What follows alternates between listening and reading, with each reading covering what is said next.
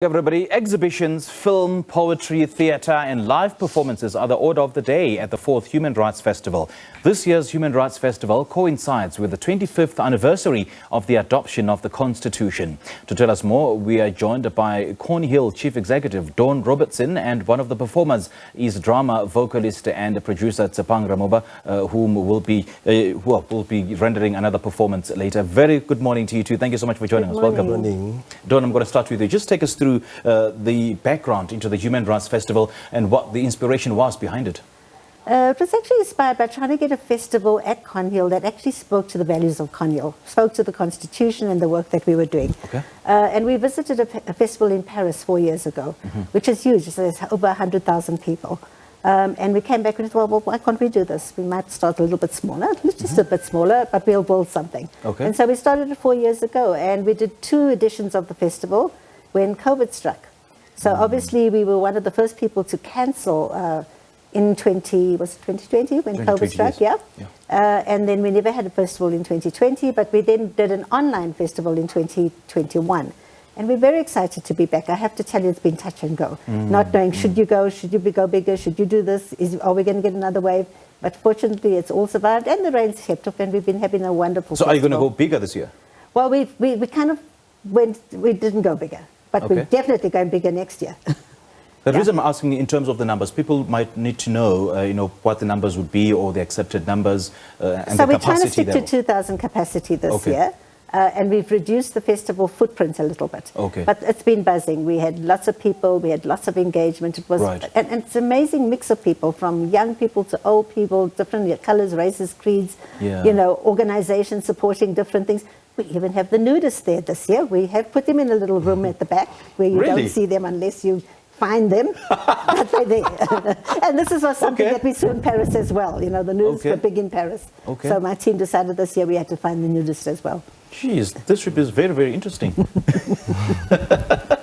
Anyway, Tshepang, how did you get to be a part of this festival, and what does it mean about you musically being a part of this festival of this nature?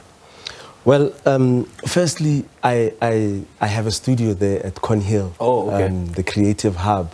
So Right. they have a program for artists where we can have like studios and for less to nothing. I see. Thank you, Don. Okay. Yeah, so I got a call from the lady that works there, Janine, and asked me if I wanted to perform for human rights, and asked me like, what do I think of human rights? And I was like, yeah, like I think of that a lot. I talk about it a lot. I talk about how water is a human right, Yes, like we actually. shouldn't be struggling to get water. And yeah, I was excited to be part of it. Sure. Yeah. Let's talk about your background and how and when it all started for you musically. And when did you fall in love with music? Well, growing up, like my parents used to listen to a lot of jazz, and I went to high school. There was a contemporary class, music contemporary class, and I went there and played drums. And when I finished school, I was supposed to be a pharmacist, and yeah. And then I found a music school, FUBA.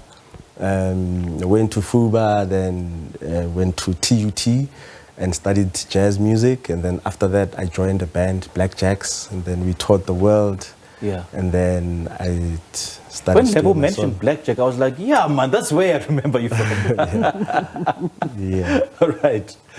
Now, Dawn, let's talk about the whole concept of the Human Rights Festival. What is it that it seeks to achieve? We know that it's a Human Rights Festival to cast into the spotlight the issue of human rights. He mentioned water as one of the basic human rights. So, what does this festival aim to achieve? So, like you say, it's really about highlighting human rights issues. Yes. But one, while we do celebrate the achievements we've made in this area, one of the key things of the festival is actually to point out how far we still have to go. Yeah. And also to look at contemporary challenges. And this year in particular, we're looking at issues that COVID has exacerbated. I think if things were bad in certain areas before COVID, they're just at a much higher level at this point. But the key message that we're taking through the whole festival this year is that, as you know, you mentioned the 25th anniversary of the Constitution, and our campaign for the 25th anniversary is We the People. And it's about what can we the people, what can I as Dawn do to make a difference, okay? So it's one thing to say, oh, government hasn't done this, government hasn't done. But if we all stood up as individuals and did something, we would make a difference. And what we're trying to say to people visiting the festival and to civil society in general through the bigger online social media campaigns is find the cause that you're passionate about and help to actually alleviate the challenges that exist in that thing. So if you're passionate about education, and we know that basic education, for example, and particularly underprivileged schools have really taken a knock in the last 2 years. So what can you as an individual do? And it goes down to what can you do, you know, in your community, in your street. And if we all stand up, if we the people, so to speak, stand up, take a stand, we can get this country where we want it to go. And not just like, oh, well, government hasn't done this and government hasn't done that. It's about us actually playing our part. Indeed. And I suppose it takes us back to Nelson Mandela's quote that ask not what the country can do for you, ask what you can do for the country. Now, let's just take us through the program. What is happening since yesterday? Yeah. So the festival is curated in such a way. We have something called a social forum, which is the kind of the center town hall where we have the big, difficult debates. So, you know, today we are looking at Greenpeace is leading debates around renewable energy, and they're particularly taking the focus about the issue of youth job creation and how renewable energy can actually, you know, support the whole issue of job creation. The LGBTI community are taking one of the social forum debates, looking at the challenges facing that community.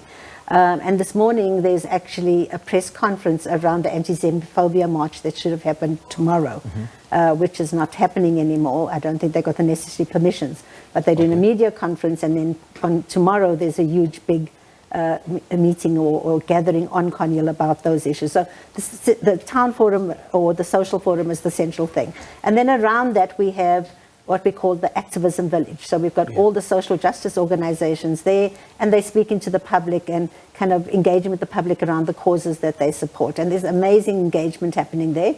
And then as Tshepang says, we've got the creative hub. So we work with a lot of creatives, and we always, I mean, we know the role that creators play in kind of raising awareness around causes.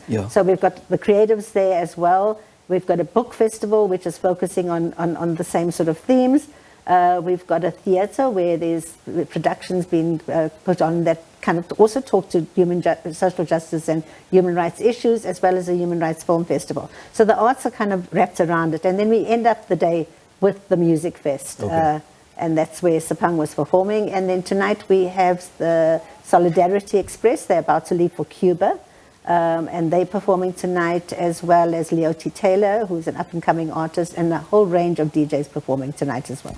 You know, Dawn, I'm quite interested to know the whole process of curating this festival and what are some of the themes that run across the exhibitions, the poetry, the film, etc. It's largely the human rights thread. And as I said, you know, around, and in fact, the debates, so tomorrow for actual Human Rights Day, we are online, we're streaming all the talks tomorrow. And we're actually concluding with a dialogue where we're bringing in a whole intergenerational mix to say, okay, so we've had 3 days of this festival. We've learned about what the issues are. So what are we going to do now? What are we going to do as individuals? So that sort of pulls it all together at the end. And then that then continues for the rest of the year, actually implement, not just saying what are we going to do, but getting practical implementation steps in place to make a difference. Indeed, indeed. Now, Tshepang, how would you define your sound, and what really inspired you to head towards this direction?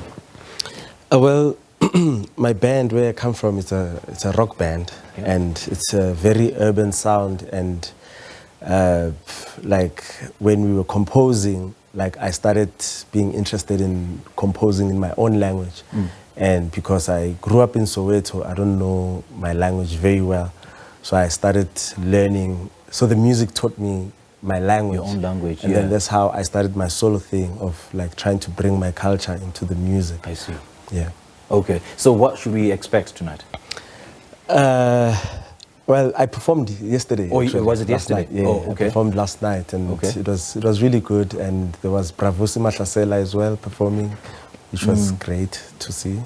So many people might be asking, why did you leave the Black Jacks, and what prompted you to pursue solo career? I didn't leave the Black Jacks. We're still going. We're going on tour soon. We're playing Bushfire. We're gonna play Reunion Island in May. Lovely. European tour in June, July, and then American tour in August, end of August. Yeah. Great stuff, man. So, Dawn, just a quick one, we're out of time. And the tickets, how do we get to be a part of this They're festival? absolutely free, so just rock up at Cornwall. You know, Wow. we've got over 2,000 underground parking bays, so it's safe parking, and it's free. Security. So, Gosh. and you know, You know one me thing, and freebies. I love freebies. one thing I didn't mention, we've got the most amazing kids area. And is it's teaching kids about the Constitution, about their rights through play. Sure. So families are most welcome. It's in fact, Tshepang, did you see last night when you were performing, there were little babies and toddlers lots of them, dancing yeah. in front of the stage. So it's a very safe environment for families. So it certainly is we- a family affair. Yeah. Okay. All right. Lovely chatting to you too. Thank you so much Thank for you. joining us. Thank you very much. Great stuff. Well, that was the Constitution Hill Chief Executive, Dawn Robertson, speaking to us about the 2022 Human Rights Festival, which is currently underway at the Constitution Hill, featuring exhibitions, film, poetry, theatre and live performances. And one of those performers is drama vocalist and producer Tshepang Ramoba.